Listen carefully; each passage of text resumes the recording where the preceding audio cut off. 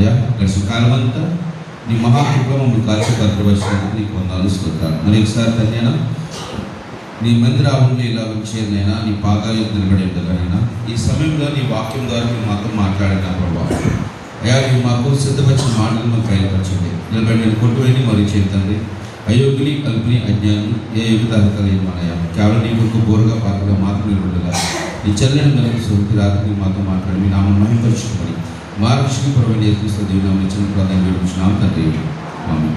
ప్రియమైన బిడ్డలారా, మన హెబ్రీయులకు రాసిన పత్రిక 7వ అధ్యాయం యొక్క ప్రధానమైన ఉద్దేశం ఏంటంటే యాజకత్వము. 3 రకాలైన యాజకత్వాలు. మొదటి యాజకత్వం ఏంటంటే అహరోన్ లేవి కుటుంబం ద్వారా లేవి గోత్రం ద్వారా వచ్చిన యాజకత్వము. రెండవది మెల్కీసెదెకు యాజకత్వము. మూడవదిగా ప్రధాన యాజకుడైన యేసుక్రీస్తు వారి యొక్క యాజకత్వం. ఎందుకు హెబ్రీ గ్రంథకర్త ఇంత ప్రాముఖ్యంగా ఈ యాజకత్వం నుంచి మాట్లాడతాడంటే హెబ్రీలు అంటే ఎవరండి? హెబ్రీలు అంటే ఎవరు? ఇజ్రాయేలు లేదా ఆనాటి యూదులు. వాళ్ళని ఏం పిలిచేవారంటే హెబ్రీలు అని పిలిచేవారు. అంటే ఇజ్రాయేలు యూదులు ఒకవేళ పాపం చేస్తే వాళ్ళు చేసే పని ఏంటంటే పాపానికి ప్రాయశ్చిత్తంగా ఏం చేయాలి?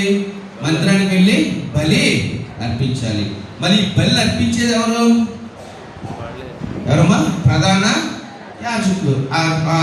దేవుని ఆలయంలో యాజకులు ఏం చేయాలంటే వారి పక్షాన బలి అర్పించి వాళ్ళ పాపానికి ఏం చేయాలంటే వాళ్ళ ప్రాయశ్చిత్తాన్ని జరిగించాలి. ఇది ఆనాది కాలం నుంచి జరుగుతూ వస్తున్న సందర్భం. ఇప్పుడు సడన్గా ప్రభువైన యేసుక్రీస్తు వారు వచ్చి నేనే ఆ ప్రధాన యాజకుని, నేనే ఆ బలి కోసం మీరు నమ్ముకోండి అన్నారు అనుకోండి, మీరు అందరూ నమ్ముతారా? చెప్పాలి, నమ్ముతారా? నమ్మరు. అయ్యా మేము ఒకవేళ ఏదైనా మంచో తెలిసో తెలియకో పాపం చేస్తే మాకు కొన్ని విధులు కట్టలు ఉన్నాయి. ఏంటి? మేము వెళ్ళి ఆ ఆలయంలో మా పక్షాన బలి ఇవ్వడానికి మా కోసం ఎవరున్నారంటే ఆ లేవి గోత్రం వచ్చిన యాజకుడు మా కోసం ఉన్నాడు. ఆయన ఏం చేస్తాడైనా మేకనో గొర్రెనో గువ్వనో ఏం చేస్తాడు? మా పక్షాన బలి ఇచ్చి మా పాపానికి ఏం చేస్తాడైనా ప్రాయశ్చిత్తిస్తాడు. ఇది మేము అనుసరిస్తున్న క్రమము, ఇది మేము ఎలిగిన క్రమము. కాబట్టి మేము దీంట్లోనే నిలబడి ఉన్నాము అని ఆనాటి హెబ్రీలు లేదా యూదులు లేదా ఇజ్రాయిల్ యొక్క ఆలోచన. అంతే కదండి, వారికి దేవుడు క్రమాన్ని పెట్టారు. వారు పాపం చేస్తే ప్రాయశ్చిత్తంగా అపరాధ పరిహారార్థ బలిని అర్పించాలి. ఆ బలిని నిర్వహించడానికి ఎవరున్నారంటే దేవుని ఆలయంలో యాజకులు అనేవారు ఉన్నారు. ఈ యాజక ధర్మాన్ని ఎవరు పెట్టారు? దేవుడే పెట్టాడు. ఎవరి ద్వారా పెట్టాడు? లేవి గోత్రం ద్వారా దాన్ని ఏర్పాటు చేశారు. అది మాకు ఆల్రెడీ ఉంది కాబట్టి మాకు మళ్ళా యేసు ప్రభు ఎవరు మాకు అవసరం లేదు. కానీ ఇక్కడ మీరు తెలుసుకోవాల్సిన విషయం ఏంటంటే ఆ ప్రధాన యాజకుడి కన్నా గొప్పవాడే ఎవరున్నారంటే ప్రభు అయిన యేసుక్రీస్తు వారు ఉన్నారు. ఈ సత్యాన్ని వాళ్ళు గుర్తించడం కోసం ఏం చేస్తారంటే అయ్యా మీ లేవి గోత్రం ద్వారా దేవుడిచ్చిన యాజకత్వం గురించి ఎంతవరకు అని మాట్లాడుకున్నాం. అయితే మీకు తెలియనిది అంటే మీరు ఎరిగి మీరు గ్రహించే ఇంకో యాజకత్వం ఉంది బైబిల్లో. ఆ యాజకత్వం ఎవరిదంటే మెల్కీసెదెకు. ఎవరిదంటే మెల్కీసెదెకు. ఇక్కడ యేసు ప్రభు గురించి మాట్లాడుతున్నారా? చెప్పలే, యేసు ప్రభు గురించి మాట్లాడలే. యేసు ప్రభు గురించి మాట్లాడలే. లేవి గోత్రం వచ్చిన యాజకత్వాన్ని గురించి మాట్లాడుతూ మీకంటే గనులైన వారు ఉన్నారు. ఎక్కడున్నారు? మీ ముందే ఉన్నారు, మీ లేఖనాలు ఉన్నారు. ఇంక యేసయ్య గురించి ఆయన మాట్లాడలే. యేసయ్యని పరిచయం చేయడం కోసం ఎవరు పరిచయం చేస్తారు ముందుగా అంటే మెల్కీసెదెకుని గ్రంథకర్త పరిచయం చేస్తున్నాడు. ఈరోజు ఎవరు ఆ మెల్కీసెదెకు? మెల్కీసెదెకు యొక్క యాజకత్వం ఏంటి అనేటువంటి వాడి అంశాన్ని చాలా కూలంశంగా తెలుసుకోవడానికి ప్రయత్నం చేద్దాం. చూద్దాం. బైబిల్లో మెల్కీసెదెకు గురించి రాయబడిన సందర్భాలు లేదంటే మెల్కీసెదెకు గురించి రాయబడింది కేవలము 3 గ్రంథాల్లో రాయబడ్డదండి. 66 గ్రంథాల్లో 3 గ్రంథాల్లో రాయబడ్డది. అది కూడా కేవలం కొన్ని వచనాలే రాయబడ్డాయి. మొదటిగా మెల్కీసెదెకు యొక్క ప్రస్తావన ఎక్కడొచ్చింది అంటే ఆదికాండం 14వ అధ్యాయంలో వచ్చింది. దీనిని జ్ఞాపకం చేసుకుందాం. రెండవదిగా ఎక్కడ వచ్చిందంటే కీర్తనల గ్రంథము 110వ కీర్తనలో 4వ వచనంలో కీర్తనాకారుడు రాబోయే మెస్సయ్య గురించి మాట్లాడుతూ ఆ మెస్సయ్య మెల్కీసెదెకు యొక్క యాజక ధర్మంలోంచి రాబోతున్నాడు అని కీర్తన గ్రంథంలో 2వసారి ప్రస్తావించాడు. 3వసారి ఎక్కడ రాయబడ్డదంటే ఇప్పుడు మనం చదువుకున్న హెబ్రీ పత్రికలో మాత్రమే రాయబడ్డాలి. ఈ 3 సందర్భాల్లో మాత్రమే మెల్కీసెదెకు గురించి రాయబడ్డది. అయితే ఒక ప్రాముఖ్యమైన అంశం ఏంటంటే నేటికి క్రైస్తవ సమాజంలో ఒక మిస్టరీగా లేదా జవాబు దొరకని అంతు చిక్కని ప్రశ్న ఉండిపోయింది ఎవరంటే మెల్కీసెదెక్ గారే. ఇంకా మెల్కీసెదెక్ గురించి నేటి సమాజంలో కూడా అనేకమైన భిన్నాభిప్రాయాలు అనేవి ఉన్నాయి, ఇంకా అవగాహనలు అనేవి కొనసాగుతూనే ఉన్నాయి. ఏది ఏమైనప్పటికీ లేఖనాల ద్వారా ఈ మెల్కీసెదెక్ అనేవారు ఎవరు, ఎందుకు ఈ నుంచి బైబిల్ ప్రస్తావించిన అంశాలు ఈరోజు జ్ఞాపకం చేసుకుందాం. అసలు ఈ మెల్కీసెదెక్ గురించి మాట్లాడుతూ చూడండి, ఎబ్రీ రాసిన పత్రిక మొదటి వచ్చిన ఎవరన్నారండి? ఎబ్రీ 7:1. రాజులు సంహారం చేసి తిరిగి వస్తున్న ఎవరు కలుసుకున్నాడో ఆ కలుసుకున్న ఆయన వ్యక్తి పేరు ఏంటట చెప్పాలి? మెల్కీసెదెకు. అబ్రహాముని కలుసుకున్న వ్యక్తి పేరు ఏంటంటే మెల్కీసెదెకు. అసలు ఈ మెల్కీసెదెక్ అనేవారు బైబిల్లో మొదటగా ఎక్కడ కనబడ్డారంటే అబ్రహాముకి కనబడ్డాడు. ఏ సందర్భంలో కనబడ్డారంటే ఆ మొదటి సందర్భం చూద్దాం. ఆదికాండం 14వ అధ్యాయం. ఆదికాండం 14వ అధ్యాయం జాగ్రత్తనండి. దేవుడు అబ్రహాముని పిలుచుకున్నప్పుడు అబ్రహాంతో పాటు ఎవరు వచ్చారంటే ఆయన సహోదరుడైన లోతు కూడా వచ్చాడు. అయితే వారు ఆ ప్రదేశానికి వచ్చిన తర్వాత వారు మందలు ఇస్తారని ఉన్న వాళ్ళు ఏమైపోయారంటే విడిపోయారు. విడిపోయి ఏం చేశారంటే లోతు కూతురు ఎక్కడున్నారు? సొదొమ గొమొర్రాలో నివసించడం ప్రారంభించారు. సో అబ్రహాము వేరుగా ఉన్నాడు, లోతు కూతురు ఎక్కడున్నారంటే సొదొమ గొమొర్రా ప్రాంతంలో నివసించడం ప్రారంభించారు. అయితే ఒక దినాన్ని అబ్రహాంకి ఒక కబురు వచ్చింది. ఏమనంటే, అయ్యా ఆ సొదొమ గొమొర్రా పట్టణాల మీద ఒక 4 రాజులు దాడి చేశారు. వారు యుద్ధం చేసి ఏం చేశారంటే ఆ సొదొమ గొమొర్రా పట్టణాన్ని గెలుచుకున్నారు. వారు గెలుచుకుని ఏం చేశారంటే ఆ సొదొమ గొమొర్రా పట్టణంలో ఉన్న ప్రజల్ని, ఆస్తిని, సమస్తాన్ని ఏం చేశారు? వాళ్ళు తీసుకొని వెళ్ళిపోయారు. అలా నీ సహోదరుని లోతు కుటుంబాన్ని కూడా ఏం చేశారంటే వాళ్ళు తీసుకొని వెళ్ళిపోయారు. చూడండి ఆదికాండం 14వ అధ్యాయం.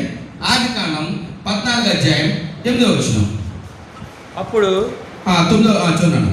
అప్పుడు సొదొమ రాజును, గొమొర్రా రాజును, ఆత్మా రాజును, సెబోయిను రాజును, సోయరును బెల రాజును బయలుదేరి సిద్దిము లోయలో వారితో అనగా ఏలాము రాజు. చూడండి ఎంతమంది రాజులు?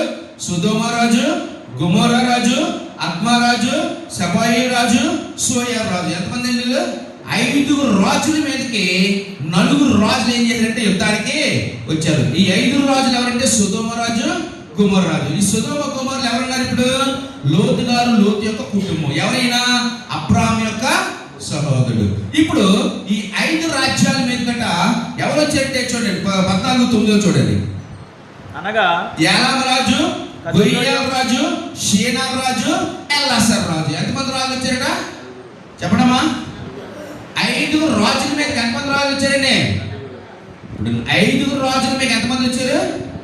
ఇప్పుడు 5 ఎక్కువ 4 ఎక్కువ అమ్మా? 5 మీదకి 4 వచ్చారండి. ఇప్పుడు 5 ఎక్కువ 4 ఎక్కువ. కానీ 4 రాజులు ఏం చేయాలంటే 5 రాజులు ఏం చేశారంటే వాళ్ళు ఓడించారు. ఈ ఓడించిన ఈ 5 రాజుల్లో ఎవరున్నారంటే సొదొమ రాజు, గొమొర్రా రాజు. ఆ సొదొమ గొమొర్రాలు ఎవరున్నారంటే అబ్రహాము యొక్క సహోదరుడు. ఎప్పుడైతే వీరు ఈ 5 రాజుల మీదకి 4 రాజులు యుద్ధానికి వెళ్ళారో వారిని ఓడించారో వాళ్ళు ఏం చేశారట? చదవ కొంచెం ముందుకు 11వ వచనం చదవమా. అప్పుడు వారు సొదొమ గొమొర్రాల ఆస్తి యావత్తును, వారి భోజన పదార్థములన్నీ పట్టుకొని పోయిరి. మరియు అబ్రాహాము సహోదరుని కుమారుడైన లోతు సొదొమలో కాపురం ఉండెను గనుక అతని ఆస్తిని పట్టుకొని పోగా.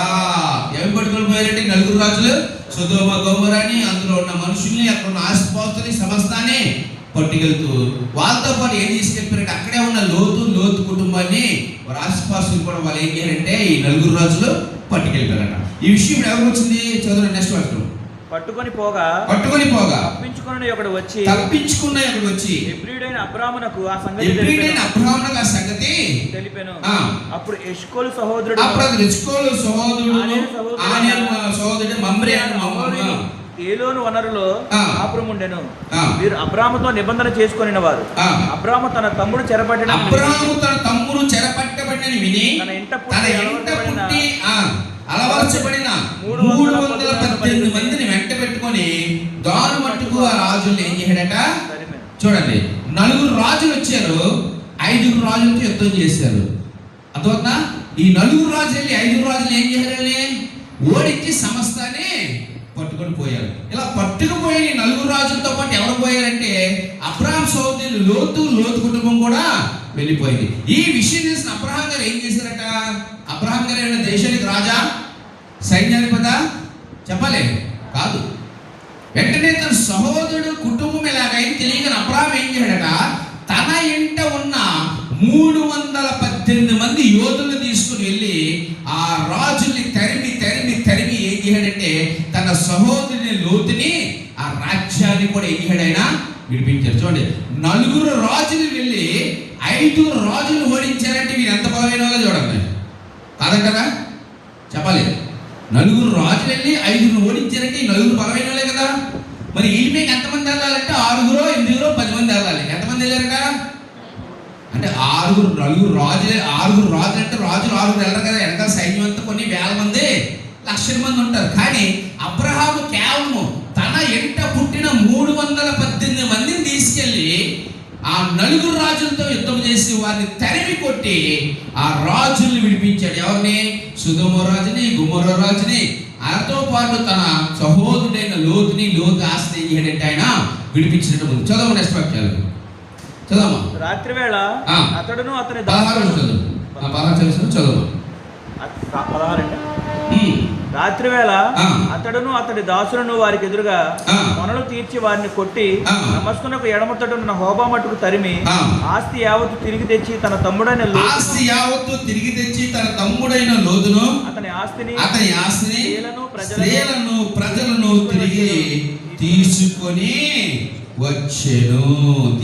చేయడట అంటే ఇంత గొప్ప యుద్ధం చేసి ఏం చేయడంటే తన సహోదరుని, అంటే ఆయన వెళ్ళింది కేవలం ఎవరి కోసం వెళ్ళాడంటే తన సహోదరుడి కోసం వెళ్ళాడు. కానీ ఆ సొదొమని, గొమొర్రాని, ఆ పట్టణాలని, ఆ రాజుల్ని అందరినీ కూడా ఏం చేయాలంటే ఆయన విడిపించి తన సహోదరుడి యొక్క ఆస్తిని, బిడ్డల్ని, సమస్తాన్ని ఆయనకు అప్పగించి ఆయన ఏం చేయాడంటే తిరిగి వస్తున్నాడట. ఇప్పుడు అబ్రిల్ రాసిన పత్రిక 7 అధ్యాయం 1 చెప్పాలి. చదవమ్మా. 7 అమ్మ ఎవరు సంహారం చేసి? ఎంతమంది రాజులు? ఇందా చదువుకున్నాం కదా. 4 రాజులతో ఏం చేశాడు అబ్రహాము? 318 మంది యోధులు తీసుకెళ్ళి వారితో యుద్ధం చేసి గెలిచి చదవమ్మా. తిరిగి వచ్చుచున్న అబ్రహాముని ఎవరు కలుసుకున్నారట? మెల్కీసెదెకు. ఆ హెబ్రీ రాసిన పత్రిక 7వ అధ్యాయం మొదటి మాట అర్థాన్ని ఎంతవరకు ఎక్కడ చూసామనంటే ఆదికాండం 14వ అధ్యాయంలో చూసామన్నమాట. ఎందుకు ఏ యుద్ధానికి వెళ్ళాడు, ఏ రాజును సంహరించాడు, ఎందుకు వెళ్ళవలసి వచ్చిందనే విషయాన్ని ఇంతవరకు మనము జ్ఞాపకం చేసుకున్నాం. చూడండి, ఆ లోతుని కుటుంబాన్ని విడిపించేసి ఆయన తిరిగి వస్తున్నాడు. చూద్దామా.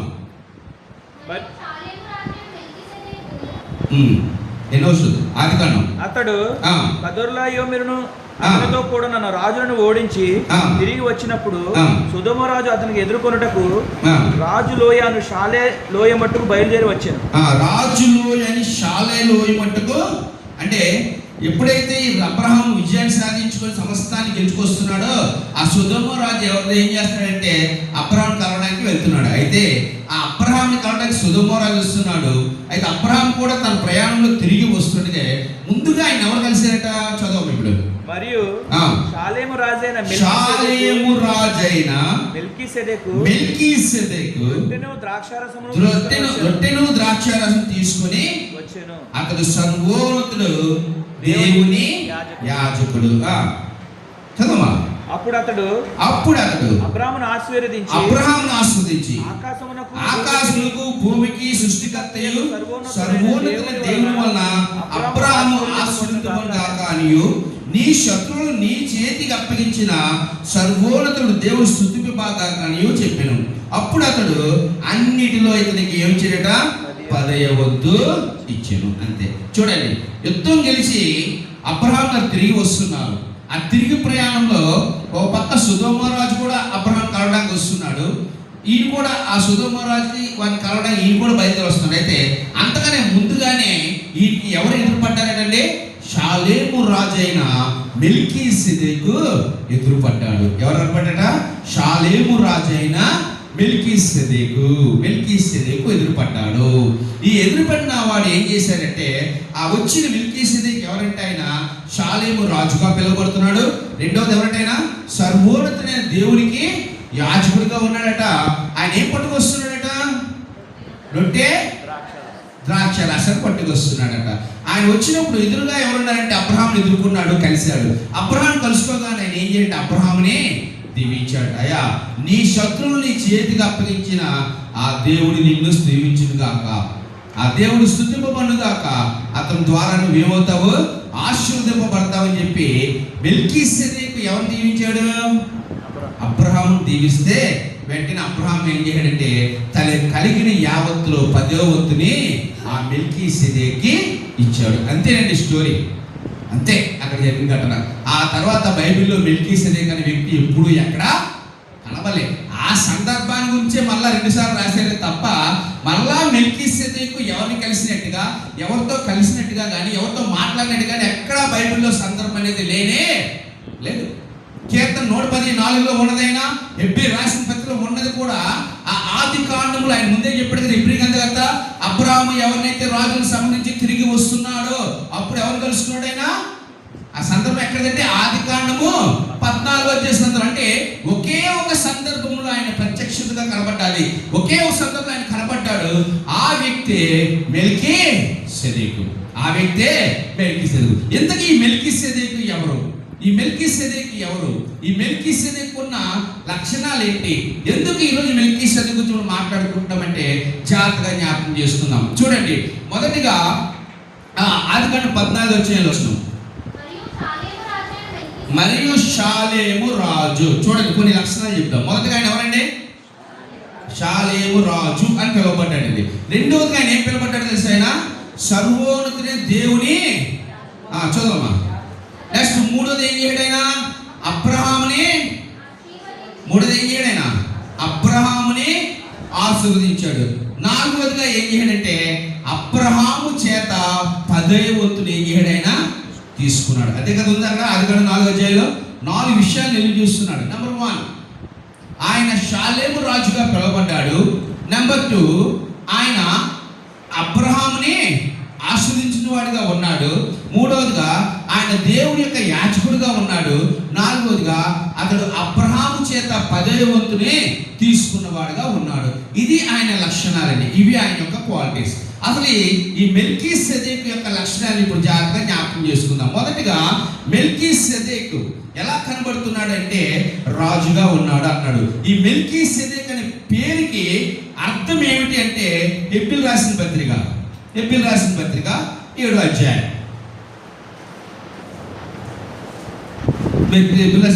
చదువమ్మా.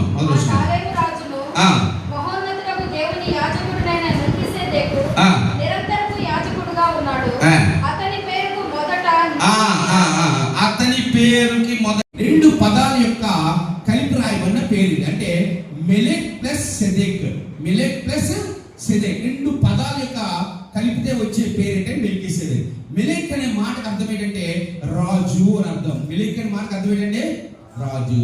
నెక్స్ట్ సెద్కే అనే మాటకు అర్థం, సెదెక్ అనే మాటకు అర్థం ఏంటంటే చెప్పాలి.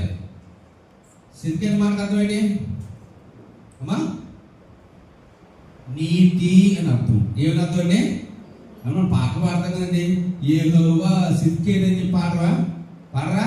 యెహోవా రాఫా, యెహోవా షమ్మా, యెహోవా నిసి, యెహోవా షాలం, యెహోవా సిద్కేన్. ఇర్మియా రాసిన గ్రంథం 26:23 వచ్చి ఉంటుంది. అక్కడ తల చదువుకోండి. అక్కడ ఆయన యెహోవా నీతియు రాజుగా ఉన్నాడు, నీతి అయి ఉన్నాడు అన్న మాటకి యెహోవా సిద్కేన్ అని పిలుస్తూ, సిద్కేన్ అని పదకు అర్థం ఏంటంటే నీతి అని అర్థం. ఇప్పుడు మెలెక్ సిద్కేన్ కలిపితే ఏమొచ్చిందంటే మెల్కీసెదెకు అంటే నీతికి రాజు.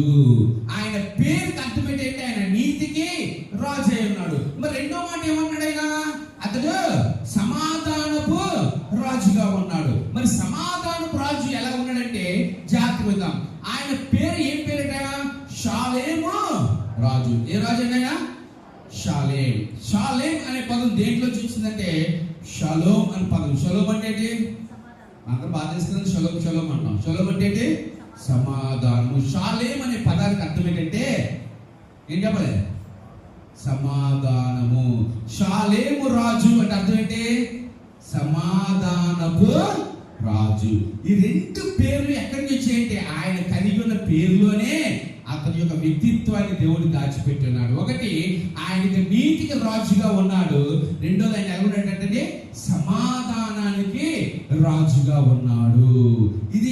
నెరవేర్చింది. అయితే ఇక్కడ కొన్ని విషయాలు చాలా జాగ్రత్తగా జ్ఞాపకం చేసుకోవాలి. మెల్కీసెదెకు యొక్క విషయాలన్నీ తెలుసుకుందాం చివరిగా. అంటే ఈ రోజు కానీ తర్వాత వారిలో కానీ అసలు నిజంగా ఈ మెల్కీసెదెకు ఉన్నాడా లేదా అనే అభిప్రాయాన్ని యేసుక్రీస్తుతో సరిపోల్చినప్పుడు మనం తెలుసుకుంటూ ఉన్నాం. ఎందుకంటే ఈయన షాలేము రాజు అనే పదానికి మనం ఏమనుకుంటామంటే రెండు భావాలు, రెండు ఉద్దేశాలు ఉన్నాయండి. నెంబర్ 1, షాలేము అనేది ఏ ఊరు చెప్పాలి? షాలేము రాజు అంటే అర్థం ఏంటి? షాలేము దేశానికి రాజు కదా అర్థం. సొదొమ రాజు అంటే ఏ రాజు అని అర్థం? సొదొమకి రాజు. గుమొర్రా రాజు గుమొర్రా. షాలేము రాజు అంటే షాలేముకి రాజు. ఎందుకు షాలేము అనే దేశం ఉందా? కీర్తన రాసిన గ్రంథము 76 అధ్యాయం మొదటి 2 వచనాలు. కీర్తన రాసిన గ్రంథము 76 అధ్యాయం మొదటి 2 వచనాలు. యూదాలో దేవుడు ప్రసిద్ధుడు, ఇజ్రాయేల్ ఆయన నామం గొప్పది. షాలేములో ఏముందట? చదువుమా. షాలేములో ఆయన గుడారం ఉంది, సియోన్లో. ఎందుకు ఆయన గుడారం ఎక్కడుంది, ఆయన ఆలయం ఎక్కడుంది చెప్పండి అమ్మా. దేవుని ఆలయం ఎక్కడుందమ్మా చెప్పండి గట్టి అమ్మా. ఇప్పుడు షాలేం అంటే ఏంటి? యెరూషలేముకు ముందు పేరు ఏంటి అంటే షాలేము. యెరూషలేము ముందు పేరు ఏంటంటే షాలేము. షాలేము. కాబట్టి చాలా మంది ఏమంటారంటే ఆనాడు యెరూషలేము కన్నా ముందుగా పిలువబడిన షాలేము అనే ప్రాంతానికి ఆయన రాజుని కొంత భావిస్తూ ఉంటారు. అది పక్కన పెడతాం, ఆలోచిద్దాం. రెండోదిగా ఆ పేరుని బట్టి కూడా ఆయనకి ఏమొచ్చిందంటే సమాధానానికి రాజు అని వచ్చింది. అంటే షాలేం అనేది రాజ్యము కాదు కానీ అతను వ్యక్తిత్వాన్ని తెలుపుతూ షాలేము రాజు అని పెట్టారు. అంటే షాలేం అనే పదానికి అర్థం ఏంటి? సమాధానపు రాజు అని ఆ పేరు పెట్టే తప్ప ఆయన రాజ్యానికి రాజు కాదని ఇంకో వాదన కూడా ఉంది. దీని గురించి మనం తర్వాత ఆలోచిద్దాం లాస్ట్ లో. సరే, ముందు ఆజ్ఞాసం. ఇందుకే ఈయన ఎలాంటి వాడు అంటే ఈ పేరుకి అర్థం ఏంటంటే ఒకటి నీతికి రాజుగా ఉన్నాడు, రెండోది ఎలా ఉన్నాడంటే సమాధానానికి రాజుగా ఉన్నాడు. షాలేము రాజుని బట్టి సమాధాన రాజు అయ్యాడు. మెల్కీసెదెకు అని పేరుని బట్టి నీతికైన రాజుగా పిలువబడ్డాడు. ఇది మొదటి లక్షణం అండి. రెండోది ఏంటంటే ఆయన చదవాలి ఆదికాండంలో. రెండోది ఏంటంటే ఇంకోటి షాలేము రాజు అయినా అతడు సర్వోన్నతుని దేవునికి ఎలాగున్నాడట? యాజకుడుగా ఉన్నాడు. రెండోది ఏంటంటే ఆయన సర్వోన్నతుని దేవుడికి యాజకుడుగా ఉన్నాడు. ఎలాగున్నాడంటే ఆయన చెప్పాలి. ఎవరికి యాజకుడు ఉన్నాడు? సర్వోన్నతుడైన దేవుడి కంటే ఆ సృష్టికర్త అయిన దేవునికి ఆయన ఎలాగున్నాడంటే ఆయన యాజకుడుగా ఉన్నాడు. జ్ఞాపకం చేసుకుందాం. అయితే ఇందులో పెద్ద ప్రాముఖ్యం ఉందండి, యాజకుడే కదా అని మనం అనుకోవచ్చు. అయితే ఇంతకీ యాజక తరం ఎప్పుడు ప్రారంభమైంది చెప్పాలి? అబ్రహాం కాలంలో ఆలయం ఉందా? ప్రత్యక్ష గుడారం ఉందా? అసలు 14 అధ్యాయం అంటే ఏంటండి? 12 అధ్యాయం పిలుచుకున్నాడు, జస్ట్ కానాన్ వరకు వచ్చారు అంతే. అంతే కదండి ప్రారంభం. అప్పుడు ఆలయం ఉందా? లేదు. ప్రత్యక్ష గుడారం ఉందా? లేదు. యాజకత్వం ప్రారంభమైందా ఆయనకి అప్పటికి? అంటే మనం మాట్లాడుకున్న లేవి యాజకత్వం అసలు వచ్చిందా?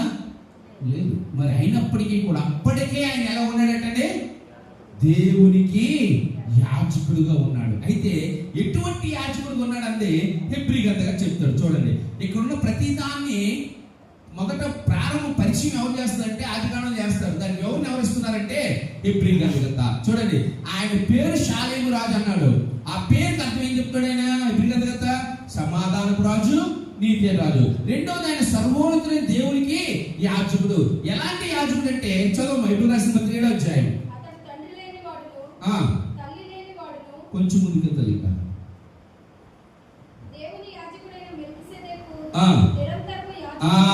అది కావాలి మనకి. ఏంటమ్మా? దేవుని షాలేము బాగా ఏమన్నాడైనా షాలేము రాజు ప్రయత్నం చేశాడు. రెండోది ఏంటంటే మహోన్నతులకు దేవుని యాజకుడు. ఈ పదాన్ని ఎవరు చెప్పారు? అబ్రహాము ఆదికాండంలో అదే చెప్పాడు. ఎవరంటేనా మహోన్నతుడు సర్వ దేవుని యొక్క యాజకుడు. అయితే ఈ యాజకుడు ఎలాంటి యాజకుడు ఏం చెప్తాడు ఇక్కడ? చదువుమా.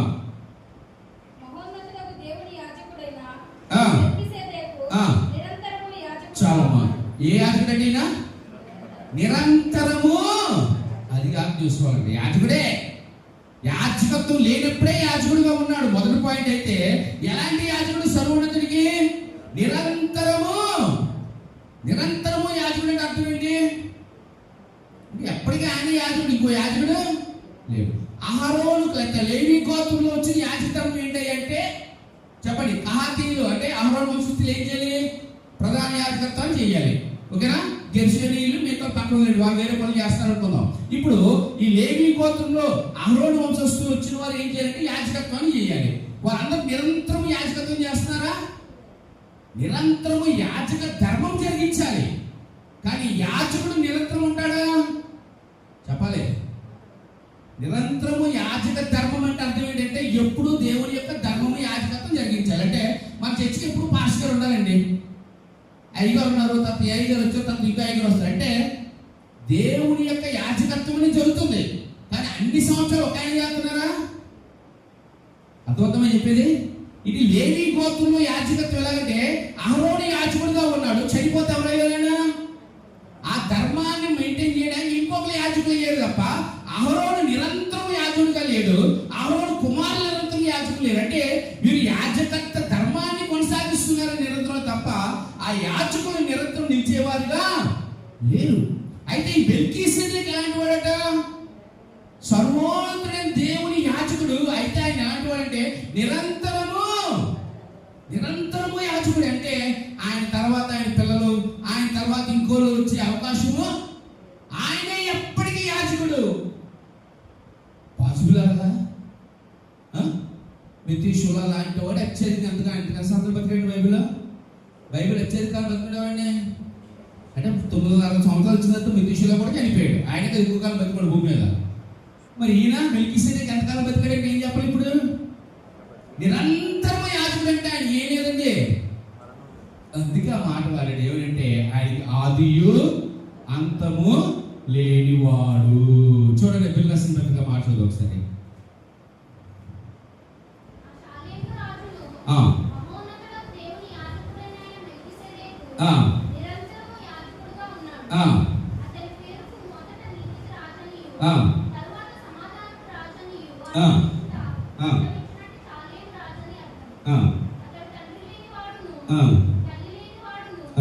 జాగ్రత్త. జీవిత కాలమునకు ఆది అయినను జీవమునకు అంతమైన. అంటే జీవితానికి ప్రారంభము లేదు. జీవం అంటే మన మనుగడికి ముగింపు. సింపుల్ చెప్పాలంటే ఆదియు అంతము లేని వాడు ఎవరట? మెల్కీసెదెకు. అంటే నిరంతరము యాజకుడుగా ఉన్నాడు, ఆది అంతము లేని వాడు. చూడండి అదే ఇబ్రాహిం పత్రిక 7:8 మరి అహరోను లేదా లేవి గోత్రం యాజకుడు మాట్లాడుతూ అంటాడన్న 7:8 లేవి క్రమం చూడగా వారు ఏమవుతున్నారట? అవుతున్నారు లేదా? అహరోను గారు ఎంతకాలం ఉన్నారంటే కొంతకాలం యాజకత్వం చేస్తారు. తర్వాత ఎవరు వచ్చారు?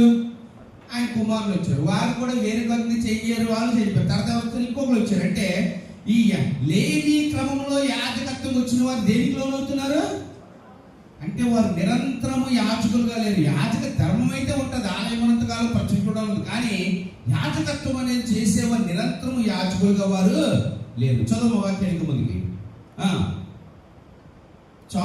చనిపోతున్నారు. చదువమ్మా అమ్మా. అయితే ఈ క్రమం అంటే మెల్కీసెదెకు చూడగా జీవించున్నాడని సాక్ష్యము పొందినవాడు. ఏంటైనా జీవించుచున్నాడు అంటే నిరంతరము యాజకత్వంలో ఉన్నవాడిగా పేరుగాంచినవాడు ఎవరంటే మెల్కీసెదెకు. ఒకటి ఆయన పేరుని పెట్టి ఆయన నీతికి రాజు, ఆయన యొక్క ఆ పేరుని పెట్టి షాలేము రాజు అనే పేరుని పెట్టి ఆయన సమాధానానికి కూడా రాజు. అంటే మొదట ఏంటిట? నీతికి రాజు, తర్వాత షాలేము రాజు అని పేరు పెట్టి సమాధానానికి రాజు. అంటే ఆయన ఎటువంటి వాడంటే నీతిని సమాధానాన్ని కలిగిన వాడు. నెంబర్ 1. నెంబర్ 2 ఆయన ఎవరయ్యా అంటే దేవుని యొక్క యాజకత్వము చేస్తున్నాడు. ఎలా చేస్తున్నాడట? నిరంతరము యాజకుడుగా ఉన్నాడు. అంటే ఆది అయినను అంతమైనను లేని యాజకుడుగా ఉన్నాడు. నెక్స్ట్ ఆదికాండం 3:14 3 లక్షలు చూద్దాం. నెక్స్ట్ ఏం చేయడట ఆయన? ముందు కొంచెం 19 వచ్చినమ్మా. ఆదికాండం 14:19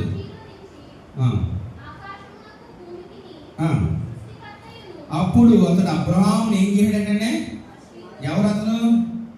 షాలేము రాజు, దేవుని యొక్క సర్వోన్నత దేవుని యొక్క నిరంతరం యాజకుడైన మెల్కీషెదెకు ఏం చేద్దంటే అబ్రహాముని ఆశీర్వదిస్తున్నాడు. ఏమని ఆశీర్వదించి చదువుతాం? ఆకాశానికి భూమికి సృష్టికర్తయ్యను సర్వోన్నతుడైన దేవుని వలన ఏమవుతావు? ఓ అబ్రహమా, ఈ సృష్టికి ఆధారమైన సృష్టికర్త అయిన దేవుని వలన ఏమవుతావు? ఆశీర్వదింపడతావు. నెక్స్ట్, నీ శత్రువులను నీ చేతికి అప్పగించిన సర్వోన్నతుడైన దేవుడు ఏమవుతాడంటే స్తుతింపబడుగాక. అంటే నీవు విజయాన్ని పొందుకుంటా, నీకు విజయాన్ని ఇచ్చిన దేవుడు నిన్ను ఆశీర్వదిస్తున్నాడు. అంతేకాదు నీ విజయాన్ని బట్టి దేవుడు కూడా ఏమవుతున్నాడైనా స్తుతింపబడుతున్నాడు అని అబ్రహాం ఏం చేయడంటే ఆయన ఆశీర్వది. ఏమండి ఇందులో ఇంత పెద్ద విషయం ఏంటంటే ఆయనకున్న 3వ లక్షణం ఏంటంటే, నెంబర్ 1 షాలేము రాజు, సమాధానానికి నీతికి రాజుగా ఉన్నాడు. 2 నిరంతరము యాజకుడిగా ఉన్నాడు. 3వది అబ్రహాం ఏం చేయడంటే ఆయన సరే అబ్రహాం దీవిస్తే ఏమొచ్చిందని మన నష్టం? దీవించాడు, తప్పే ఉంది. ఇప్పుడు చెప్పండి, పెద్దోళ్ళు చిన్నోళ్ళు దీవిస్తారా? చిన్నోళ్ళు వెళ్ళి పెద్దోళ్ళు దీవిస్తారా? అమ్మా, దీవించిన వాడు గనుడా, దీవింపబడినవాడు పెద్దవాడా? అంటే ఎవరు గొప్పవారు ఇద్దరులో? అమ్మా, దీవించేవాడు గొప్పవాడా? దీవెన అందుకున్నాడు గొప్పవాడా? దీవించిన వాడే కదండి. అంటే ఎక్కువ ఉన్నవాడు ఏం చేస్తాడంటే తక్కువ ఉన్నవాడిని ఏం చేస్తాడైనా దీవిస్తూ ఉంటాడు. అంటే ఇప్పుడు అబ్రహాము గొప్పవాడా, మెల్కీసెదెకు గొప్పవాడా? చెప్పండి. మనం నిద్ర వస్తుంది, ఆపదామా? ఆపదామా? ఎందుకంటే ఈ మెల్కీసెదెకు అబ్రహాము మనకి ఎందుకండి? ఎదురు ముక్క చెప్పి వెళ్ళిపోదాం అంటారా? చెప్పాలి, ఎవరు గొప్పవారు? అబ్రహాము గొప్పవాడా, మెల్కీసెదెకు గొప్పవాడా? మెల్కీసెదెకు గొప్పవాడు కదండి. ఇప్పుడు రాసిన బట్టి ఆయన క్లారిఫికేషన్ చదువుతాలి. తక్కువ వాడు చదువు ఇప్పుడు రాసిన ఇద్దరు పట్టుకుని అంతే. ఆది కాలంలో ఇప్పుడు ఇంకేముండవు రిఫరెన్స్. ఇప్పుడు 7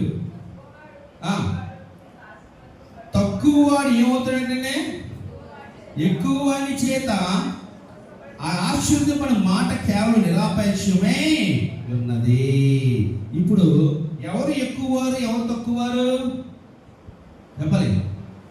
మెల్కీసెదెకు అనేవాడు అబ్రహాము కన్నా ముందున్నవాడు, అబ్రహాము కంటే యోగ్యమైన వాడు, అబ్రహామును దీవించే స్థాయిలో ఉన్నవాడు.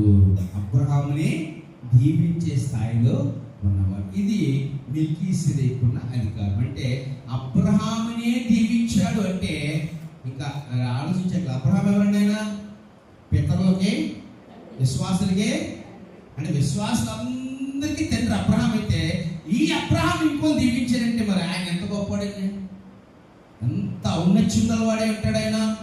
ఆ మెల్కీసెదెకుగా పిలువబడుతున్న వాడు ఎంత శ్రేష్ఠుడే ఉంటాడో చూడండి. ఎందుకు ఈ మాటలు మనం జ్ఞాపకం చేసుకుంటున్నామంటే, అయ్యా అబ్రహామునే దీవించాడు మెల్కీసెదెకు అంటే అబ్రహాం కంటే ఆయన అటువంటి వాడైనా గొప్పడు. ఈ మైండ్ పెట్టుకోండి అయ్యా అన్నాడు. ఎవరికి మనం కాదు, ఆనాటి ఎప్రిల్ మనం కూడా గుర్తించుకుందాం. ఈ బైబిల్ ఎవరికి ఈ యొక్క గ్రంథాన్ని ఎవరు రాస్తున్నాడైనా ఎప్రిల్ రాస్తున్నాడు. ఎప్రిల్ అంటే ఎవరండి? యూదులు, ఇశ్రాయేలు. వారు 24 గంటలు ఏమని చెప్తున్నారు? మేము అబ్రహాం సంతానం, మేము అబ్రహాం సంతానం, మేము అబ్రహాం సంతానం, మేము అబ్రహాం సంతానం, మేము అబ్రహాం సంతానం. ఇదే బాధ. మరి అబ్రహామే దీవించాడంటే ఆయన అబ్రహాం కన్నా గొప్పడు కదా చెప్పలే. అది ఒప్పించడానికి ఇక్కడ ఏంటంటే గ్రంథకర్త యొక్క ప్రయత్నం. ఆ సత్యాన్ని వాళ్ళు తెలుసుకోవడం వల్లనే గ్రంథకర్త ఏం చేస్తాడంటే ఈ పరిచయాన్ని చేస్తూ ఉన్నాడు. అయ్యా ఆ మెల్కీసెదెకు అనేవాడు రాజుగా ఉన్నాడు, నిరంతరము యాజకుడుగా ఉన్నాడు, అబ్రహాముని దీవించిన వాడు ఉన్నాడు. అంతేకాదట అబ్రహాము చేత ఏమిచ్చాడట? 10వ వంతు తీసుకున్నవాడు ఉన్నాడు. చూడ ఆదికాండం చూడాలి. అన్నిటిలో అతనికి ఏమి ఇచ్చాడట? 10వ వంతు ఇచ్చాడు. చదువమ్మా. ఇప్పుడు రాసిన పత్రిక 7వ అధ్యాయం 4-5 వచనాలు. ఇతడు ఎంత గనుడో చూడుడి. మూల పురుషుడైన అబ్రహాం జాగ్రత్త. ఇతడంటే ఎవరు? ఇప్పుడు దాకా 3 వచనాలు ఎవరు చెప్పడైనా మెల్కీసెదెకు ఎంత గనుడో చూడండి అయ్యా.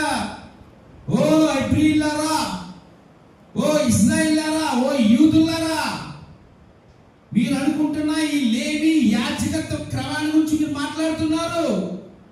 కానీ వాటన్నిటికీ మూల పురుషుడైన అబ్రహాము కంటే గనుడు ఒకడున్నాడు. చదవమా, ఎంత గనుడో చూడండి. అబ్రహాం అతని కొల్లగొన్న శ్రేష్టమైన వస్తువులో ఏమిచ్చాడట? 10వ వంతు ఇచ్చాడు. 10వ వంతుని ఇచ్చాడు. ఎవరిచ్చారట?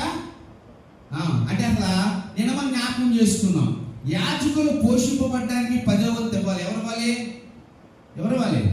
11 గోత్ర వాళ్ళకి భూమి శ్వాస ఉంది కాబట్టి ఆ 11 సహోదరులు, గోత్రాలు అంటే సహోదరులే కదండి, అందరూ అన్నదం పిల్లలే కదా.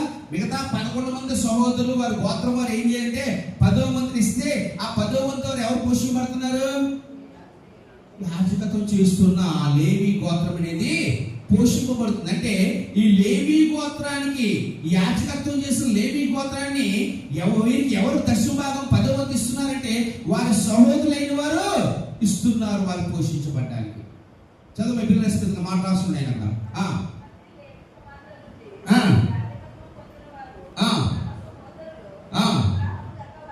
వీళ్ళందరూ ఎక్కడి నుంచి పుట్టారట?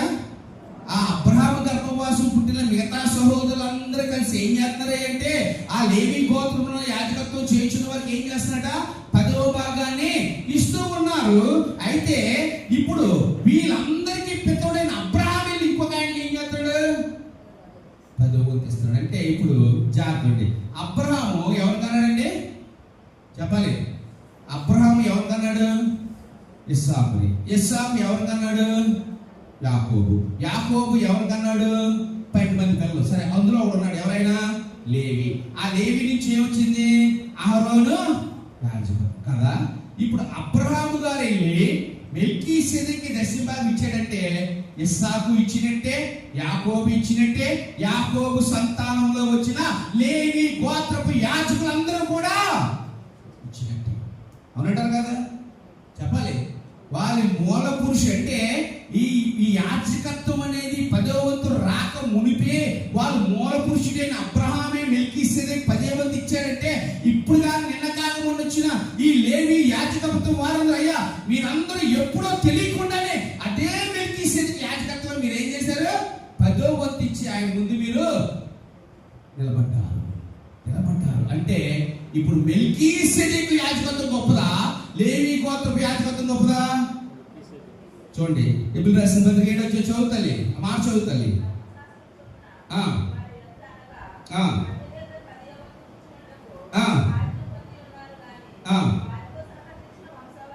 వారితో సంబంధించిన వంశావళి లేనివాడైనా మెల్కీసెదెకు అబ్రహాము వద్ద 10వ వంతు పుచ్చుకొని వాగ్దానములను పొందిన వారినే.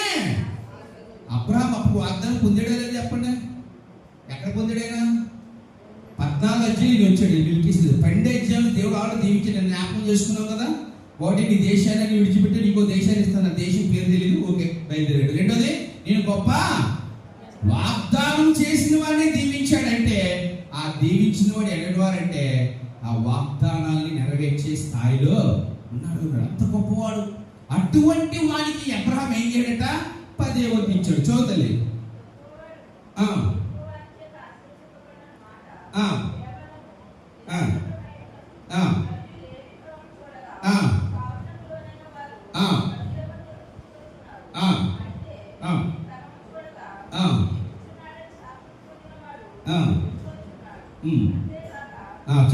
అంతేకాక ఒక విధమున చెప్పిన ఎడల 10వ వంతును పుచ్చుకును లేవీయు అబ్రహాము ద్వారా దశమాంశులను. అయ్యా లేవి, నీ కుటుంబంతో ఇప్పుడు దశభాగాలు పొందుకుంటున్నారయ్యా, కానీ నీకు తెలియకుండానే అబ్రహాము మీరందరూ ఇంతకు ముందే ఒక అతనికి ఏం చేయారు? దశభాగాన్ని ఇచ్చేశారు. 10వ వంతు అంటే ఆయన యాజకత్వాన్ని మీరందరూ ఏమైపోయారైనా లోపడ్డారు. అబ్రహాం ఇచ్చాడంటే అబ్రహాము ద్వారా వచ్చిన లేవి కుటుంబం కూడా ఆయన దీని విధంగా ఒక విషయాన్ని తెలుసుకోవచ్చు. ఏంటంటే, ఓ లేవి గోత్రంలోనే యాజకత్వం చేస్తున్నా ఓ వంశస్థులారా, లేవి గోత్రీయులారా, ఆలోచించండి. మీ పితరుడైన అబ్రహాము ఆ శ్రేష్టమైన 10వ వంతుని ఆ మెల్కీసెదెకు ఇచ్చుట ద్వారా, మీరు పుట్టక మునిపే మీ పితరుడు ఇచ్చుట ద్వారా ఒక విధంగా ఏంటంటే మీరు కూడా ఆయనకి ఏం చేశారు? 10వ వంతు ఇచ్చి ఉన్నారు. చూద్దాం నెక్స్ట్ వర్స్ అండి. ఏలయనగా అమ్మా మెల్కీసెదెకు అతని పిల్లలను కలుసుకుంటే అబ్రహాము కలుసుకున్నప్పుడు లేవి ఎక్కడున్నాడండి? లేవి ఎక్కడున్నాడు? పితరుల గారు అంటే అప్పుడు ఇంకా ఇస్సాకు పుట్టలేదు, యాకోబు పుట్టలేదు. యాకోబు గారి లేని రాహేల్ని వివాహాలు చేసుకోవాలి. లేవి గారికి మళ్ళీ 2 పిల్లలు పుట్టాలి. 3వ వాడిగా లేవి పుట్టాలి. ఆ లేవిని దేవుడు ఏర్పాటు చేసి, అయ్యా ఇవన్నీ జరగక ముందే, నీవు నీ తల్లి గర్భంలో పుట్టక ముందే నీ పితరుడికి వాగ్దానం చేసిన దేవుడు. జాగ్రత్తండి, వాగ్దానం చేయబడిన వాడు అబ్రహాము, ఇస్సాకు, యాకోబులు కాదండి. అబ్రహామును బట్టి ఇస్సాకు, ఇస్సాకును బట్టి యాకోబు, యాకోబును బట్టి 12 గోత్రాలు తీస్తాయి. ఈ రోజు అబ్రహాము వాగ్దానం చేయబడ్డాడు. అబ్రహాము ద్వారానే జనాంగం వచ్చింది. ఆ అబ్రహాము వాగ్దానం చేయబడిన వాడే 10వ వంతు ఇచ్చాడంటే ఆయన వాగ్దానంలో ఉన్న వారందరూ కూడా 10వ వంతుని ఇచ్చిన వారే. అంటే మీరందరూ కూడా తెలుసో తెలీదో మీకు అయ్యా మీ యాజకత్వము కన్నా ఒక శ్రేష్టమైన యాజకుడు ఉన్నాడు. ఆయనే మెల్కీసెదెకు. ఆయనకి ఇప్పటికే మీ పితరులైన అబ్రహాము ద్వారా మీరు ఆయన ఏం చేసినట్టు ఆయనకి లోబడి ఉన్నారు. కాబట్టి మీకంటే ఆయన యాజకత్వం ఎటువంటి చెప్పండి? శ్రేష్టమైన కాదా? చెప్పండి అమ్మా, చెప్పాలి. అంటే అహరోను లేకపోతే లేవి గోత్రపు యాజకత్వం కన్నా గొప్ప యాజకత్వం కలవాడు ఎవరంటే మెల్కీసెదెకు అండి. ఇంకా ఆయన యొక్క లక్షణాలు ఇప్పుడు చూద్దాం. ఈ యాజకుడికి ఉన్న లక్షణాలు ఏంటట? తల్లి లేనివాడు, చదువు పిల్లలుగా, తండ్రి లేనివాడును తల్లి లేనివాడును వంశావళి. ఇప్పుడు యూదులకి ఏముంది అంటే ఖచ్చితంగా కొన్ని నిబంధనలు. నిన్న మనం మాట్లాడుతున్నాం, లేవికి 3 కుమారులండి, 3 యాజకత్వం చేయడానికి అవకాశం లేదు. అందులో ఒక వర్గం ఏం చేయాలంటే యాజకత్వం, మిగతా ఇతర ఏం చేయాలంటే యాజకుల సహకారులుగా మందిర పనిలో ఉండాలి, సేవలో ఉండాలి అంటే అందులో ఉన్న యాజకులకి తల్లులు ఉన్నారు, తండ్రులు ఉన్నారు, వారికి వంశం ఉంది, గోత్రం ఉంది, అన్నీ ఉంది. కానీ ఈ మెల్కీసెదెకుకి ఏం లేదట? చెప్పాలి. తల్లి లేనివాడు. మళ్ళీ ఇక్కడ అనుకోవచ్చు, తల్లి తండ్రి లేడంటే పుట్టగానే చనిపోయారేమో అని అనుకో. నాంటి కాదు, తల్లి తండ్రి లేనివాడంటే ఆయన తల్లి ఎవరో తెలియదు, ఆయనకి తండ్రి ఎవరో అంటే ఆయన ఎలా జన్మించాడో ఆ జన్మకి కారణం కూడా ఎవరో తెలియదు వాడు. అంటే ఆయన ఏమై ఉంటాడు? ఆ లక్షణాలు ఎవరుకుంటాయండి? దేవుడికి లక్షణం ఉంది తెలుసా? దేవుడికి ఉన్న మొదటి లక్షణం ఏంటంటే చాలా స్వయంభవుడు. A god is a god who is the self existent. దేవుడు దేవుడిగా ఎప్పుడు పిలువబడతాడంటే తనంతట తానుగా కలిగి ఉన్న వాడే దైవత్వం యొక్క లక్షణం. సెల్ఫ్ ఎగ్జిస్టింగ్ గాడ్, స్వయంభవుడు అంట. తనంతట తానుగా కలిగి. ఇప్పుడు నేను మా అమ్మగారు కడుపు నుంచి వచ్చానంటే నేను పుట్టించింది ఎవరయ్యా అంటే ఎవరి పేరు వస్తుంది? చెప్పనమ్మా, ఆవిడ పేరు వస్తుంది. అంటే నేను దేవుణ్ణి అంటే నువ్వే దేవుడు అయితే నేను మీ అమ్మగారు ఇంకెంత గొప్ప దేవత అంటాను. అవునా లేదా? కారణం కూడా అదే. భౌతికంగా ఆయన తల్లి అనుకోవడం బట్టి నిజంగా ఆయన తల్లి లేదు, తండ్రి లేని వాడు ఎవరంటే ప్రభు అయినా యేసుక్రీస్తు. ఇక్కడ ఈ మెల్కీసెదెకు పరిచయం చేసి ఏమంటే ఆయనకి తల్లి లేనివాడు, తండ్రి లేనివాడు, ఆఖరికి ఆయన వంశము కూడా అంటే ఈయన ఒక ప్రత్యేకమైన దైవ లక్షణాలు కలిగిన వ్యక్తిగా చూడొచ్చు. అంతే కదండి? అంటే ఆయన ఎవరో మనకి ఇంకా తెలియదు. ఆయన దేవుడే లేనట్లే, యేసుక్రీస్తునట్లే ఎవరైనా చెప్పట్లే. కానీ ఆయనకున్న లక్షణాలు బట్టి చూస్తే మన వంటి మానవుడైతే ఆయన తానే కాదు. ఎందుకంటే ఆయన తల్లి లేనివాడుగా ఉన్నాడు, తండ్రి లేనివాడుగా ఉన్నాడు. 3వది అంటాడైన వంశము లేనివాడు ఉన్నాడు. అంటే ఆయన ఎలా కలిగి వచ్చాడు, ఆయన ఎలా కలగబడ్డాడు, ఆయన ఎలా ఏర్పాటు చేయబడ్డాడు అనేది ఎవరికి తెలియని వాడు. అంటే వాటి యొక్క ఉద్దేశాలు అనేది తెలియని వాడు. అంటే ఆయన దైవత్వపు లక్షణాలు కలిగిన వాడుగా కనబడుతూ ఉన్నాడు. నెక్స్ట్ ఇంకొక వాటిని చూద్దాం. ఆయనకి ఏం లేదండి, ఆదియు అంతము లేనివాడు. ఇందాక జ్ఞాపకం చేసుకుందాం. ఆది అంతము లేనివారు ఎవరైనా ఉంటారా? చెప్పండి, ఉంటారు. ఎవరుంటారు? ఓన్లీ దేవుడు తప్ప ఇంకెవరు ఆ లక్షణాన్ని కలిగి ఉన్నారు. ఎందుకంటే ప్రతి మానవుడికి ప్రారంభం ఉంటుంది, ముగింపు ఉంటుంది. ప్రారంభం ఉంటుంది, ముగింపు ఉంటుంది. ప్రారంభము లేనివాడు, ముగింపు లేనివాడే ఉంటాయి. ఆయన ఎవరై ఉండాలంటే కేవలము దేవుడే ఉండాలి. అంటే ఈ క్వాలిటీ కూడా ఏం సూచిస్తుందంటే ఆయన యొక్క దైవత్వపు లక్షణాల్ని చూపిస్తూ ఉంది. ఏం చూపిస్తుందండి? దైవత్వపు లక్షణాలను చూపిస్తుంది. నెంబర్ 1 రాజుగా ఉన్నాడు, నెంబర్ 2 యాజకుడిగా ఉన్నాడు, నెంబర్ 3 అబ్రహాము ఇచ్చాడు? నెంబర్ 1, అబ్రహాము ద్వారా దశమ భాగాన్ని పొందుకున్నాడు. నెక్స్ట్, ఆయనకి ఆది లేదు, అంతము లేనివాడుగా ఉన్నాడు. నెక్స్ట్, తండ్రి లేనివాడుగా ఉన్నాడు, తల్లి లేనివాడుగా ఉన్నాడు. అంతేకాదట, ఆయనకి ఏ వంశము లేనివాడుగా ఉన్నాడు. మరి ఎవరై ఉంటారబ్బా ఈయనంటే చూడండి, ఎబ్రిల్ రాసిన పత్రిక ఆ 3వ వచనం చివరి భాగం చదువుకుందాం. ఆయన దేవుని కుమారుని పోలి ఉన్నాడు. ఎవరు పోలి ఉన్నాడట? ఆయన దేవుని కుమారుని పోలి ఉన్నాడని ఎబ్రిల్ గ్రంథం. అయితే ఇక జ్ఞాపకం చేసుకుందాం, అసలు నిజంగా ఈ మెల్కీసెదెక్ అనే వ్యక్తి గురించి ప్రాచుర్యంలో ఉన్న అభిప్రాయాలు తెలుసుకుందాం. ముందుగా త్వరగా ముంచుకుందాం. ఎంతవరకు మెల్కీసెదెక్ ఎలాంటి అసలు ఎంత ఇప్పుడు ఈయన ఎవరో తెలుసుకుందాం. ఈయన అదృశ్య శక్తి, లేకపోతే అబోధ కల్పన, లేకపోతే ఎవరై ఉన్నారని ఇప్పుడు మనం జ్ఞాపకం చేసుకుందాం. ప్రాముఖ్యంగా ఉన్న కొన్ని సిద్ధాంతాలు ఏంటంటే, మొదటి సిద్ధాంతం ఏంటంటే, ఆ మెల్కీసెదెక్ నిజంగా భౌతికంగా ఉన్న ఒక రాజు, షాలేం అనే దేశానికి రాజు అని నమ్మేవారు ఇంకా కొంతమంది ఉన్నారు. ఓకేనండి, అర్థమవుతుందండి? ఏమో నమ్ముతున్నారు చాలా మంది? అయినా నిజంగానే ఆ అబ్రహాము కాలంలో ఆ షాలేం అనే ప్రాంతం ఆయన రాజు అయి ఉంటాడు, ఆయన నిజంగానే రాజుగా ఉన్నాడని నమ్మేవారు ఒక నమ్మకం. ఇప్పుడు దీన్ని ఆలోచిద్దాం.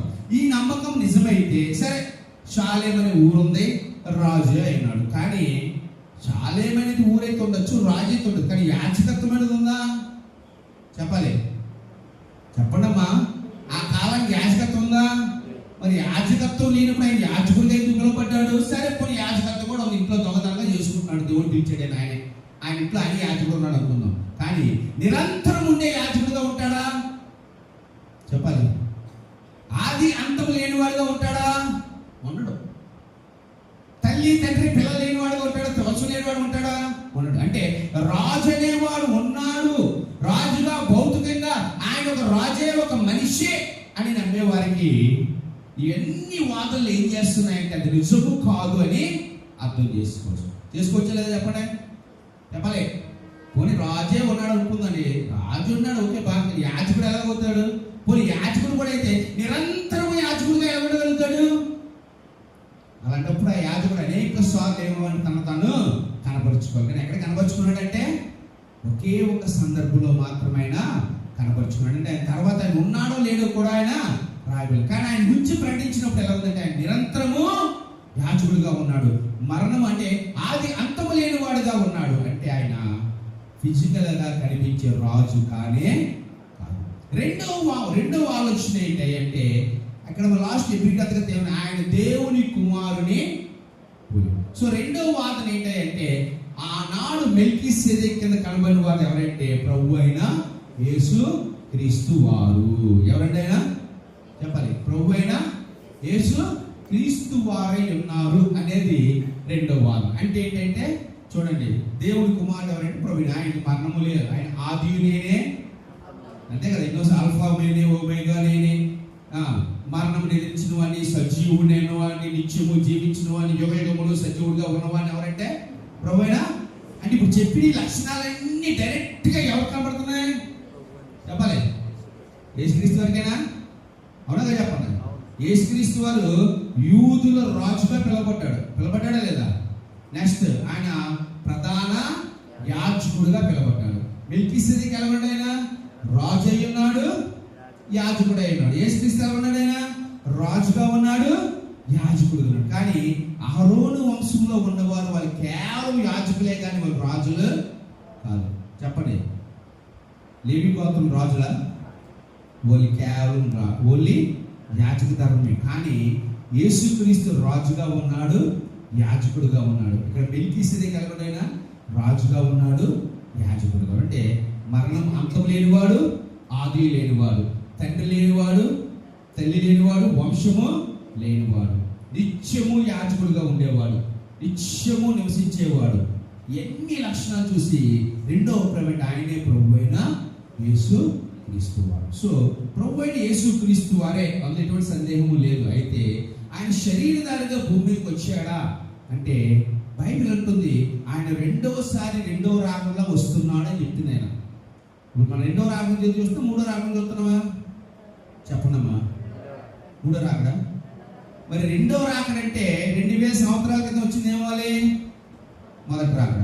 మరి అబ్రహాము దగ్గర నిజంగా శరీరధారిగా వచ్చి ఉంటుంది ఏ రాకడ అవ్వాలి చెప్పండమ్మా? అది మొదటి రాకడ. మరియం దగ్గరికి వచ్చేది రెండవ రాకడ. తర్వాత వచ్చేది ఏమవుతుంది అంటే రెండవ రాకడ అనేది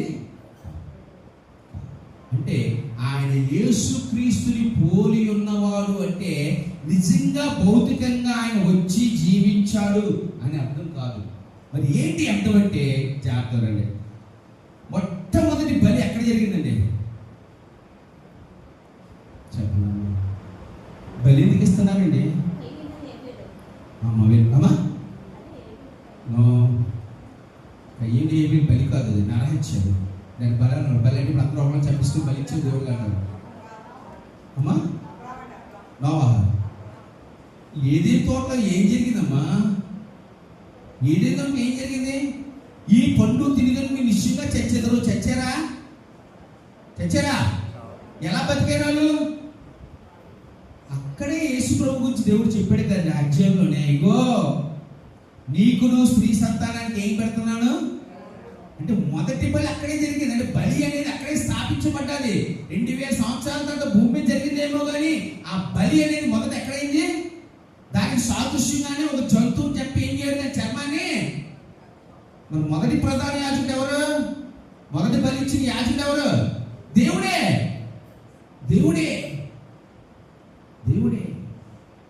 ఆయనే తన కుమారుడిగా ఈ లోకానికి పంపబడ్డాడు. ఆయన ఆ రెండవ వాడిగా కుమారుడు పంపబడ్డాడు. ఆయన రాబోయే కాలంలో ఆయన యాజకత్వాన్ని గుర్తుగా చూపించడానికి ఇక్కడ ఒక ఛాయగా ఏం పెట్టాడంటే మెల్కీసెదెకుని పెట్టాడు. అంటే ఆయన యేసు ప్రభువే కానీ మానవుడిగా యేసు ప్రభు కాదండి. జాగ్రత్త. హెబ్రీ పత్రికకి ఓ పేరేంటో తెలుసా? హెబ్రీ పత్రిక అంతా కూడా సారాంశం ఏం చెప్తుందంటే పాత నిబంధన ఏమని పోలుస్తుంది చెప్పలమా? ఛాయ అంటే ఏంటట? నీడ. కొత్త నిబంధన క్రీస్తు ఏంటి? నిజము. అయ్యి బాబోయ్ ఎక్కడ అంతా ఎండలో మనం నడుస్తున్నాం అనుకోండి, దూరం నుంచి చూస్తూ గోడ పక్కన వస్తున్నాం, ముందు మనకు కనబడి ఏం కనపడుతుంది? కింద నీడ కనబడు. ఎవడో వస్తున్నారా అంటే ఎవడో వస్తున్నాడు అనేది ఏంటది? నీడ. అలా వచ్చిన తర్వాత నీడ దాటిన తర్వాత ఎవరు వస్తారంటే నిజమైన వ్యక్తి. అందుకే హెబ్రీ గ్రంథకర్త ఇదే హెబ్రీ గ్రంథం ఎంతగా చెప్తాడు ఆయన, ధర్మశాస్త్రం అనేది ఛాయగా ఉంది. అది ఎవరిలో నెరవేర్చబడ్డది? ఇది ఛాయ, ఇది నిజము. అలాగే యేసుక్రీస్తు యొక్క యాజకత్వానికి మొదటిలోనే బలైపోయిన యాజకత్వాన్ని లోకానికి చూపించడానికి ఒక ఛాయగా ఉన్న వ్యక్తి ఎవరంటే మెల్కీ. ఆయన భౌతికమైన రాజు కాదు, ఆయన భౌతికమైన యాజకుడు కాదు. ఆయన క్రీస్తు యొక్క నిజాన్ని చూపించడానికి ఒక ఛాయగా తన్ను తాను కనపరుచుకున్నవాడు. అంటే అందుకని ఏమని తెలుసు? ఆయన దేవుని కుమారుని పోలికై ఉన్నాడు. చూడండి, యేసుక్రీస్తు వారు ఈ లోకం ఉన్నప్పుడు చాలా సార్లు ఏం చేశాడంటే బోధన చేయడానికి ఏం వాడేవాడైనా ఏం చెప్పేవాడైనా ఉపమానాన్ని చెప్పాడు. ఉపమానం అంటే అర్థం ఏంటి? అయ్యా ఇది కేవలం నేను చెబుతుంది మాత్రమే కానీ వాస్తవం అది కాదు. దాని వెనకాల అర్థం ఇంకోటి. ఇప్పుడు తప్పిన కుమారుడు ఉన్నాడండి, పందులు పొట్టు తిన్నాడండి. ఏమన్నాడు? పందులు పొట్టు తింటే నాకెందుకు, ఏం చెప్తే నాకెందుకంటే అక్కడ తప్పిపోయిన కుమారుడు దేవుడు చెప్పట్లే. ఆ తప్పిపోయిన కుమారుడు నీవు ఉంటే ఏం చేయాలో అంటే ఉపమానంగా చెప్పి నిజాన్ని ఎలాగైతే బయటకు చేస్తున్నాడో ఈరోజు పాత నిబంధనలో ప్రవక్తల ద్వారా ధర్మశాస్త్రం ద్వారా ప్రకటించబడిన ఆ ఛాయకు నిజమైన స్వరూపం ఎవరంటే ప్రభువైన యేసుక్రీస్తు వారు. అయ్యా మీ లేవి గోత్రంలోని పితరుడైన అబ్రహామే ఆ రోజు ఏ యాజకుడికైతే మెల్కీసెదెకుకి తన్ను తాను అర్పించుకున్నాడో ఆయన ఎవరు పోలినాడు తెలుసా? రాబోయే క్రీస్తుకి ఛాయగా అక్కడ కనబడ్డాడు. కాబట్టి మీరు ఇప్పుడు మీ అహరోను వంశస్థుల్లో వచ్చిన ఈ యాజకత్వం కంటే గొప్పదైన మెల్కీసెదెకు యాజకత్వం చూడండి. దీనికి ప్రతిబింబం నిజమైన యాజకత్వం ఎక్కడుందంటే యేసు. అంటే ఏం చూపించాడు? వీరు ఆల్రెడీ లోబడి ఉన్న ఒక ఛాయని చూపించాడు. ఏం చూపించాడు? ఒక నీడని చూపించాడు. ఆ నీడ ఎవరంటే మెల్కీసెదెకు, ఈ మెల్కీసెదెకు యొక్క నిజము స్వరూపము నిజం ఎక్కడ ఉందంటే ప్రభు అయిన యేసుక్రీస్తు వారిలో ఉంది. కాబట్టి మీ యాజకత్వం కన్నా యేసుక్రీస్తు ఈ ప్రధాన యాజకత్వం గొప్పది, మీ బలి కన్నా ఆయన బలి గొప్పది. ఇది ఈ అధ్యాయం ఉద్దేశం. ఈ పోలికని వచ్చేవారు అంటే నెక్స్ట్ వీక్ లో ఈ పోలికని ప్రధాన యాజకుడు క్రీస్తు గురించి మనం ఇంకా డీటెయిల్ గా జ్ఞాపకం చేసుకున్నాం. ఎలా మెల్కీసెదెకు క్రీస్తుకి పోలికగా ఉన్నాడనే అంశాన్ని, వారిద్దరి మధ్య ఉన్న పోలికల్ని, మరియు అబ్రహాము మెల్కీసెదెకు యాజకత్వాన్ని నమ్మాడు కాబట్టి ఈనాడు లేవి క్రమంలో యాజకత్వం అంతా ఎవరు నమ్మాలి చెప్పాలి, ఎవరు లోబడాలి? మెల్కీసెదెకు యాజకత్వానికి లోబడాలి. ఇప్పుడు మెల్కీసెదెకు యాజకత్వమే క్రీస్తు అయితే ఇండైరెక్ట్ గా డైరెక్ట్ గా ఎవరు లోబడడం వల్ల యేసుక్రీస్తు యొక్క పస్కా బలియాగానికి లోబడాలి, మారు మనసు పొందాలి. ఆయన ద్వారా మాత్రమే రక్షణ.